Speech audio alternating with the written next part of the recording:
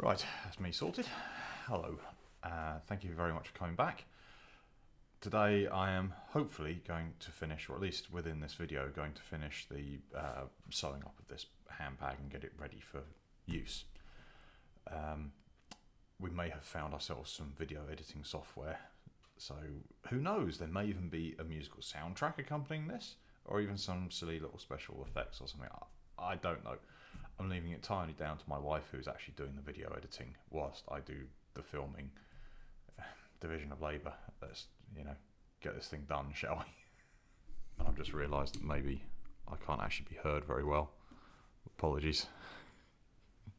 The way I've been doing the filming, I have the Windows camera software, not sponsored. I just stop and start it, and it's all one file. And then I just upload that, however it comes out. I've just been uploading that directly to YouTube as is. So there's no editing whatsoever. I know you can see the video stop and start. Well, that's just me hitting the pause button. Hopefully going to change things a little bit. We'll be doing absolutely minimal editing. I think it would just be a case of adding some music possibly, or getting rid of some of the really loud noises if and when they come through. Which means that I might actually be able to film myself hitting something with a hammer for a change. Right, so enough of the jibber jabber. Let's get on with this bag. So this is the panel for the front part of the bag. I don't remember if I mentioned it, maybe in video 1 or part 1 of this. The bag has been reduced in size, or the pattern's been reduced in size by 20%. Simply by printing the PDF at 80% instead of 100. So that's how we've adjusted the size of it, because this is a bit better for the needs of my client. I will use a little bit of glue here, I think. So I'm going to have to scuff this. Do the same, I'll scuff this a little. No, actually I probably won't need to. Right, let's get some glue on this and then let it dry.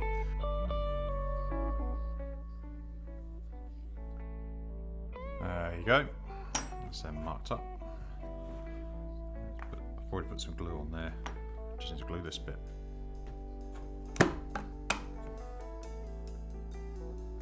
Right, so here goes the interesting bit. Let's see how I can get this on here. I'll line this up relatively close. And actually sit on the glue.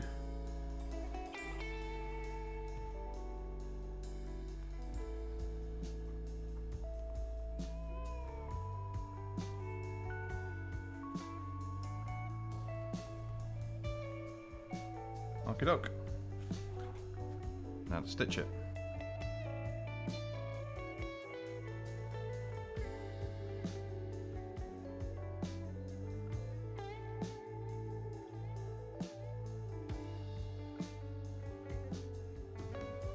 Right, now to just finish the ends of the thread. There you go, that's what it looks like from the inside.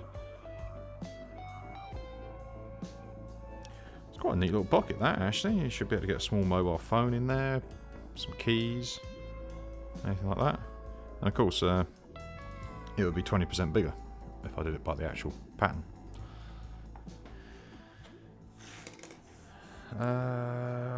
Yeah, I guess I need to now mark this up.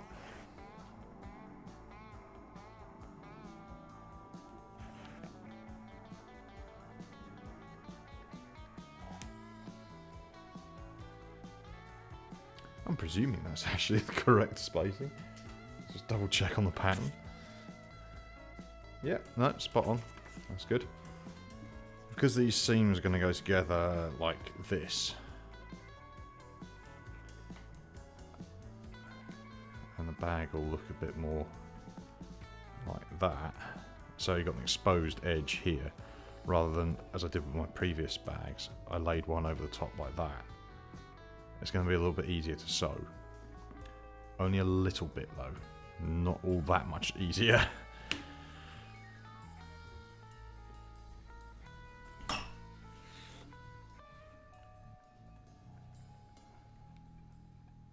Like this.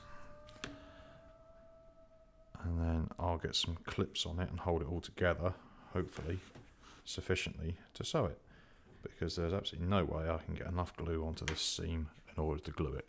But thankfully I have a big bag of brightly coloured clips. There we are. I've got a big bag of these little things. From experience I've learned that I better line it up from the ends into the middle.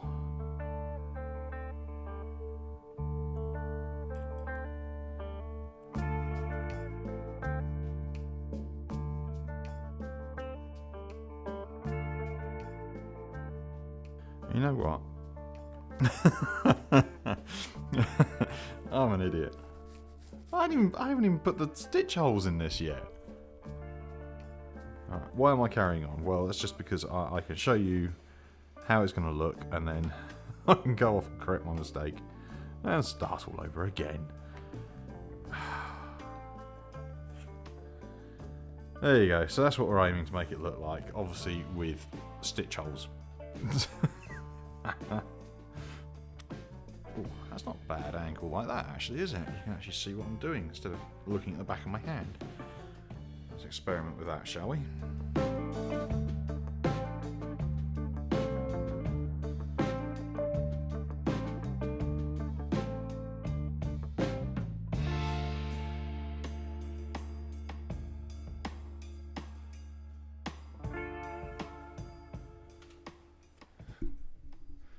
He's just been outside and he got wet and he doesn't like getting wet. So he wants a hug.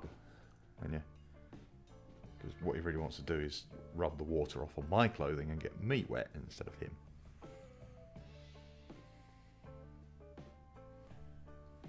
Right, just down to the last few stitches here on the front of this gusset.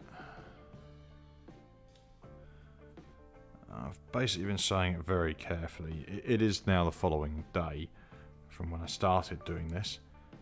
I essentially came in this morning, sat down and started to sew, because I want to get this bag finished. I want to know what this bag looks like.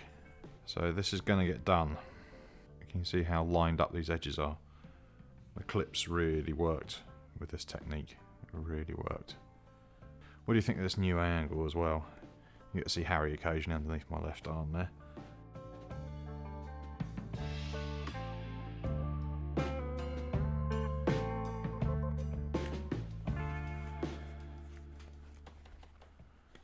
Alright, so here we go. But that's essentially the back side of the stitching there, so you can... Yeah, I'm quite chuffed with that. That's pretty neat. It's pretty uniform. It's pretty straight too, really. And on the inside, there's not even a hint of stitching. From that seam anyway, obviously you can see all these seams. Basically, rinse and repeat. Right, so I'm just getting ready to start sewing the gusset, and I figured it'd be a lot easier to mark up the stitch lines and scuff this part ready for gluing the lid and sewing it on before I put it on here. So just to show you that bit's done. Now I'll just start adding the clips to this to make sure it all lines up properly. That's a fair point. I was about to clip it all on without putting the holes in it. There we go again. Right. I'll put the holes in it first. Where's my mallet gone?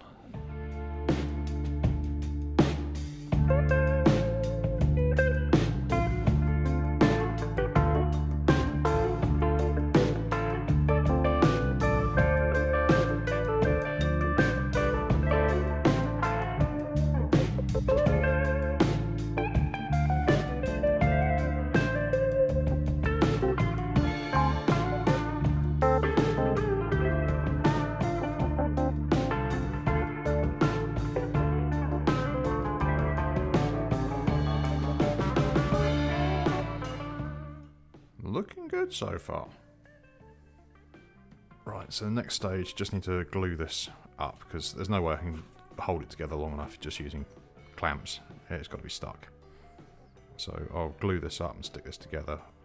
Before I do that, I will make the holes in there.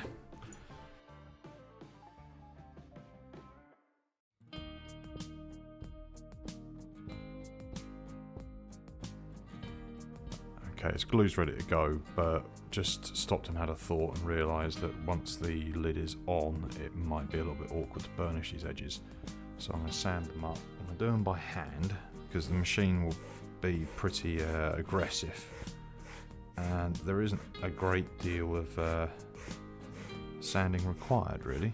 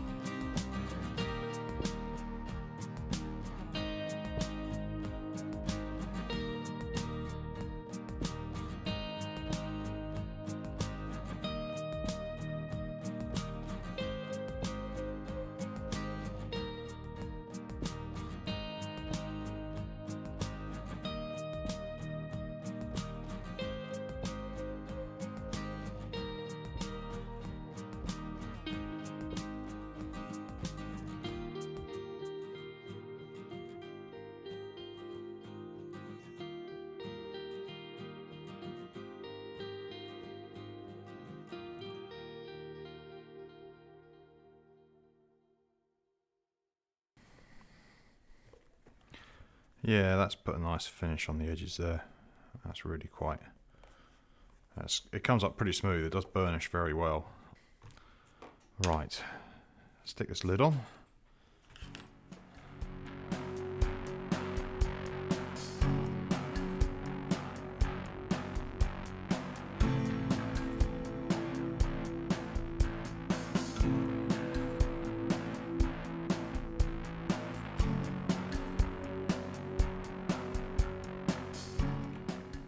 Right, just as I was finishing up that line of stitching there, a customer came in, so he didn't seem to do the last couple of stitches, but it's done. Just cast off. I'm just going to singe the thread. Ooh, pyrotechnics. Now, I think I might need to shape this a bit, as in, let's get some... stop it from dipping in towards the middle a bit. I think, can I do that just like this? You can see that pull up change colour, can't you, as you go along there? So force that a little bit. There we go. So it's a bit squarer, a bit less flopping into the middle of itself. Oh yeah, that looks good. Yeah, nice. So what I'm going to do now, my mother has insisted on it being a magnetic lock on this. A magnetic catch. They come in a couple of different types actually. This one is a rivet one. So these rivets here go on the backs of the parts here. So I got quite a hold on them. I'm not a huge fan of them, but these are better than the other type of magnetic lock that you can get. And these ones have these prongs here. You punch a hole in the leather, pass these two prongs through, and then there's a washer that goes with it. So you put that through the leather, put that over the back of it, and then fold these down, either out or in, doesn't really matter as long as you fold them towards each other or away from each other.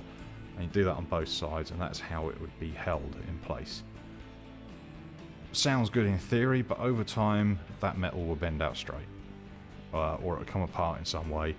I have done so many repairs over the years to that kind of lock, catch, however you want to call it. I don't have a great deal of faith in them, personally, because I've had to repair them so many damn times. So I'm not going to use that on this bag. I'm going to use the rivet style one. It's good because inside the pocket here, where she might put a mobile phone or something, she won't have this big bent over piece of metal in the way that's going to scratch the heck out of it as the phone goes in. This will be a lot smoother and a lot less likely to cause damage to anything inside the pocket. And that'll be on the back there, in there. On the front, I'm going to cover it up so it can't be seen. I'm going to cut a circular piece of this black leather. I'm going to put my Viking leather stamp in the middle of it and then sew it on. There he is. There's a Gregor. Hello, Gregor. And he is waiting to do a little bit of his own leather work, and he wants to smack things with a hammer. Which is always fun, but it's going to make a lot of noise, so I'll let him get on with it, and I'll just sort this bit out.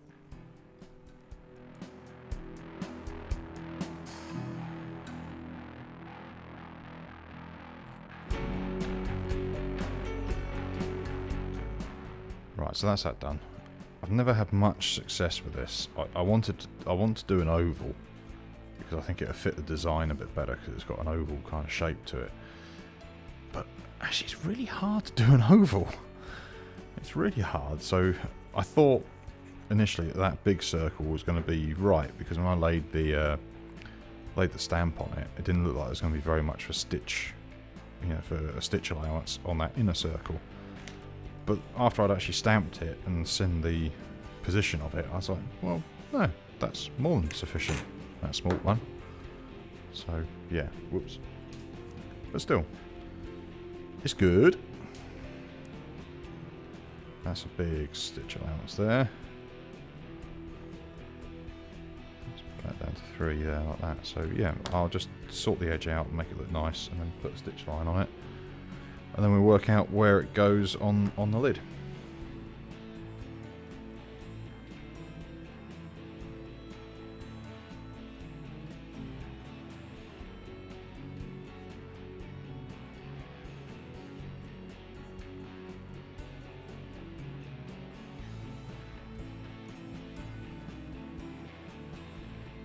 Alright, this should be tacky enough.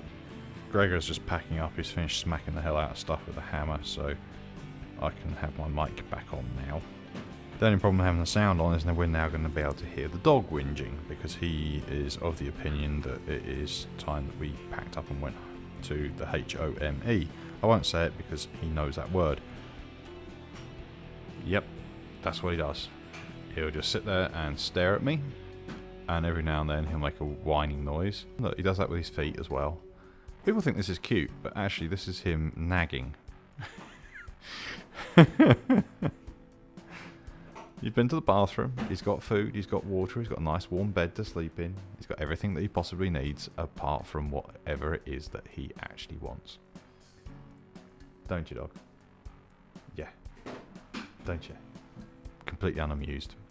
Right, I've just been trying to figure out the best way of sewing this on, and to be honest, I can't really get it into the stitching clamp in a way that's going to work. So I'm hoping that I can just sew it like this. It's going to be fiddly.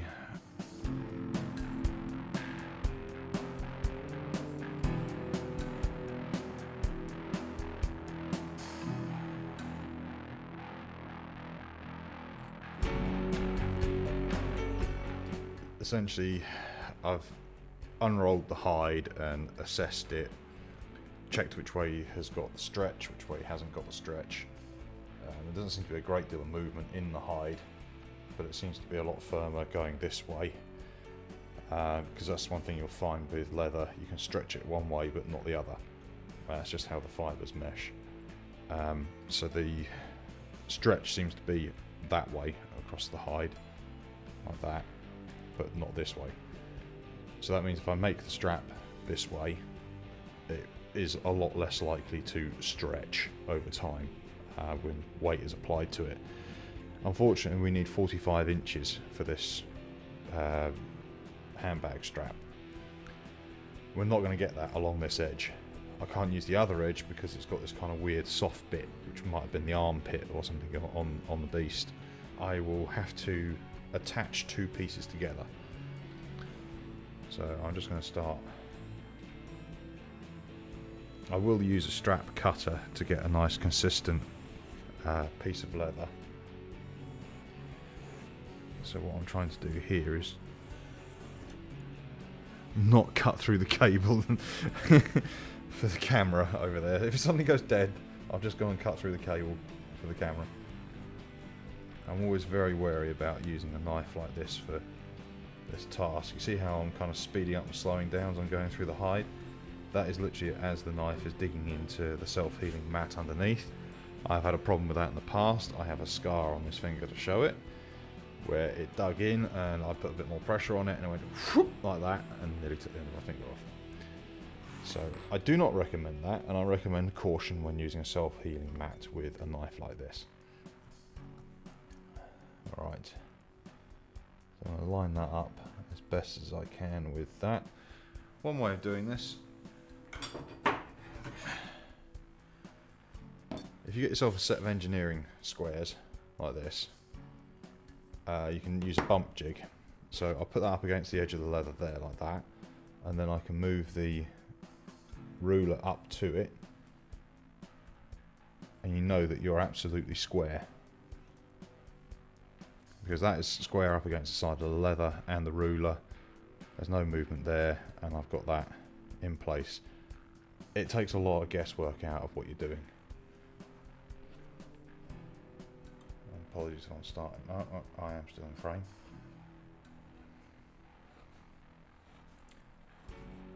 And recounting that story has made me very wary about chopping the end of my finger off, so I'm just going to use gentle roll cuts along here to finish this cut. I'm going to use this as a template. This is the part from the side of the bag here, the green bit here. As you can see, it folded over and went through this D-link quite well. So I'm going to use that for the end of the strap to get me that shape, and it'll match the bag then.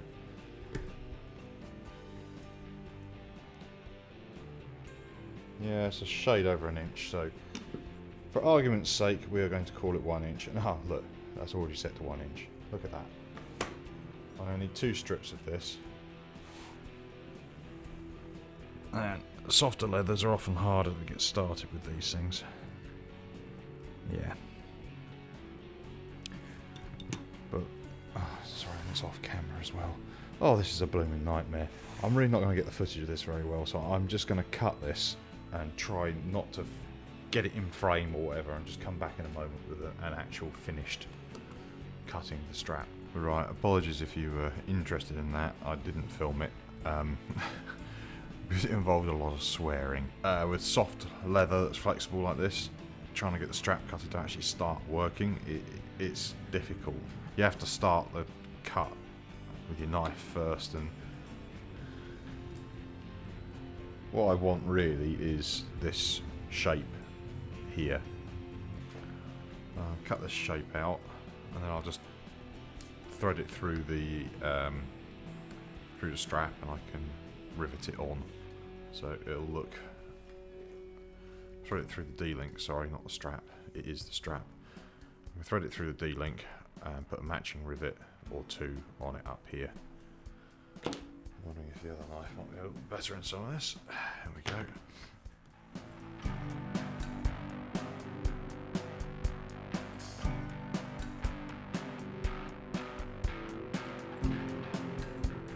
I'm just cleaning the silver pen off of it so I don't end up transferring 100 finger marks to various places. I'm going to have to skive some leather quite thin and then sew it basically to get it to connect. Yeah, don't want to go past that line there, or else it'll be visible around the corner part of it. Now, to do this properly, you really do need a sharp knife.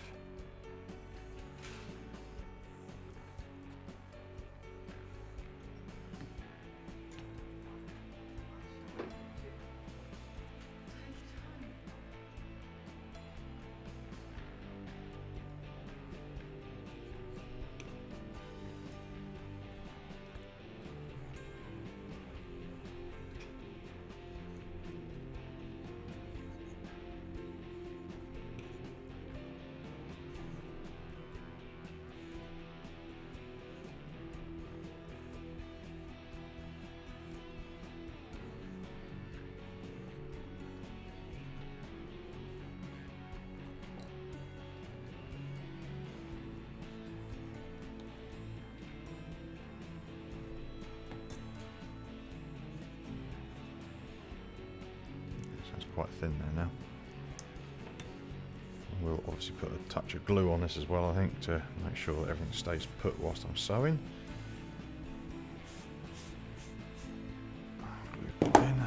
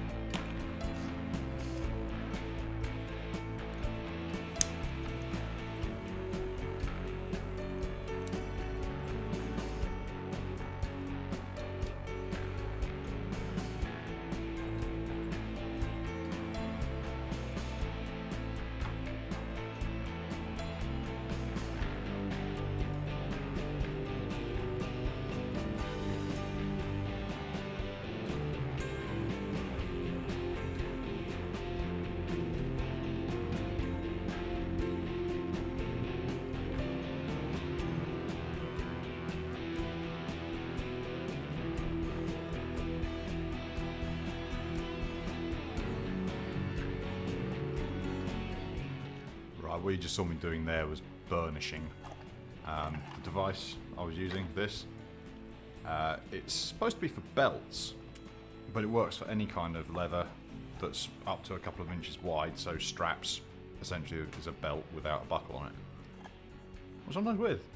Depends on what you're doing with it. But it's long and narrow to put a belt into, and it holds a long section steady. Previously, if I was trying to burnish something like this, you'd have to hold it in your hand like that, and of course it's all flop. It's really difficult, actually. This was an absolute godsend when I purchased it, and it wasn't all that expensive, and as you can see, it fits to a worktop. Unfortunately, that isn't enough to go over the bench right here. So I moved myself to the other end of the bench where I've got like a hatch that opens to walk through, and obviously it's only about that wide, so I can attach this quite easily to it. Unfortunately, it means that the camera can just about reach over there, but the microphone can't. So we're just going to speed that bit up, which you would already know because you've just watched it and I'm doing this bit after it.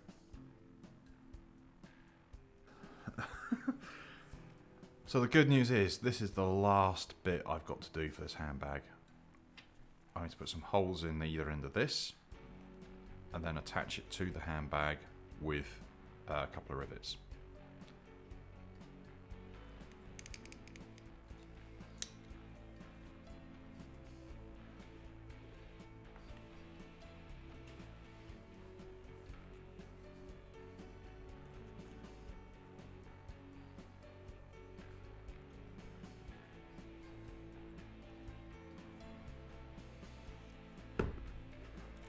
But this is going to be an interesting bit, trying to figure out how to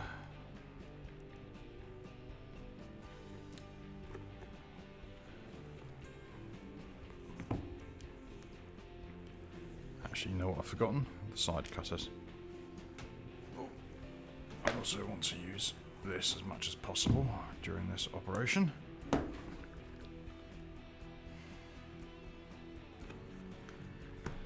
This is going to be fun.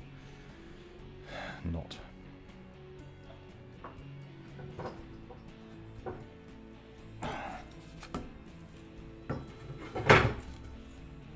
just a little bit.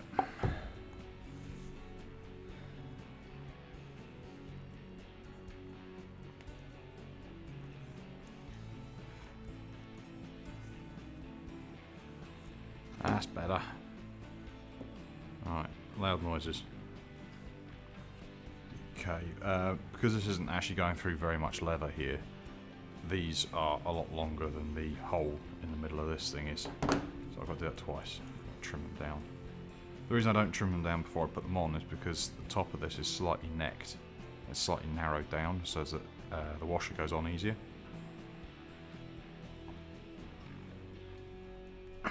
Cool.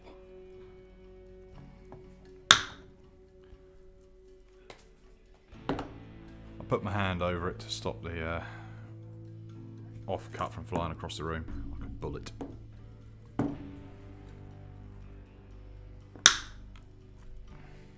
God knows where that went, even though I covered it. Now I need a hammer.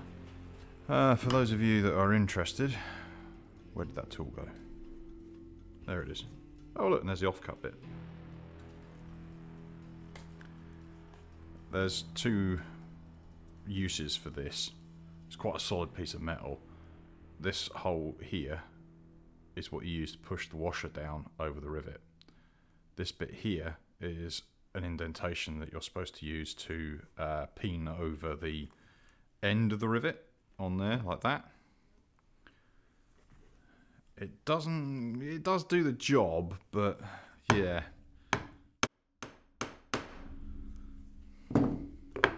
Technically that should be enough. But I like hitting things with hammers, so I tend to do a bit more.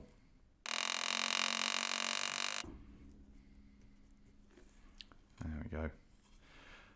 By peening over the top of the rivet, you actually tighten it up quite a bit. It pulls it down really tight on the leather. Okay, next time I make one of these, I'm going to do my damnedest to figure out an easier way of doing this.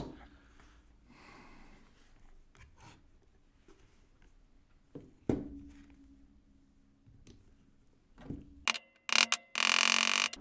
might have cut that rivet a little bit shorter than the other one. There's a lot less material on that side sticking up. Right. Okay. And there we have it, folks. One completed handbag.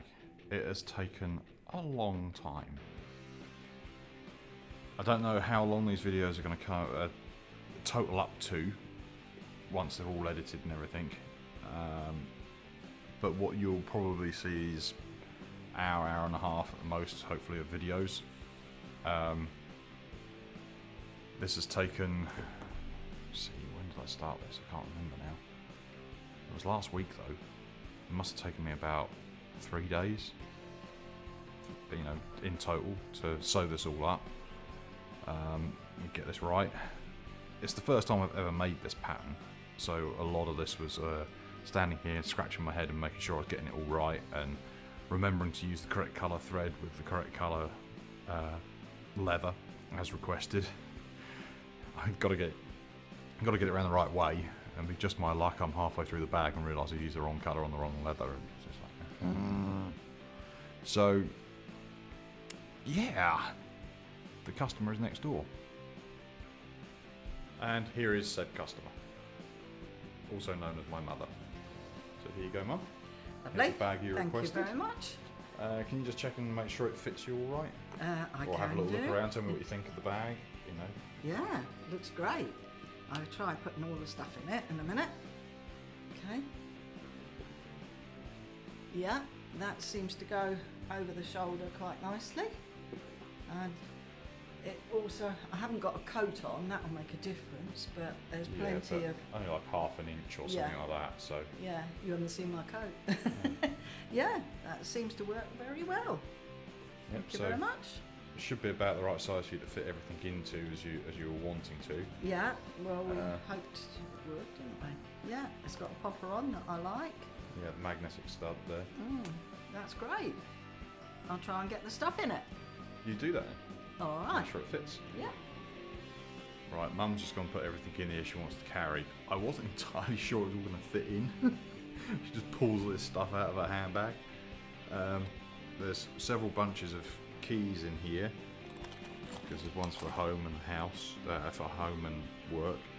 There's a wallet, a mobile phone, notebook, coin pouch, shopping bag, little measuring tape. Oh, lots in there. And there's still space, as you can see. At the top there, still a bit of space. So the leather is going to give and settle and stuff like that, in particular on the shoulder strap as well. That is going to stretch a little bit.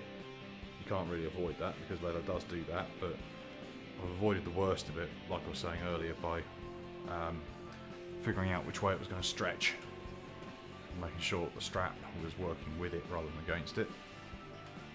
I'm impressed with it. I like the design. I'm happy with the way it came out. We'll get some photos of it. Thank you very, very much for sticking with it. That was a 3-part video, 3-part build. A lot of things have changed during the filming of this, as in we have got editing software and things like that being utilised now. That came in on part 2. Part 1 had already gone up by before we got that. I don't know what's coming next.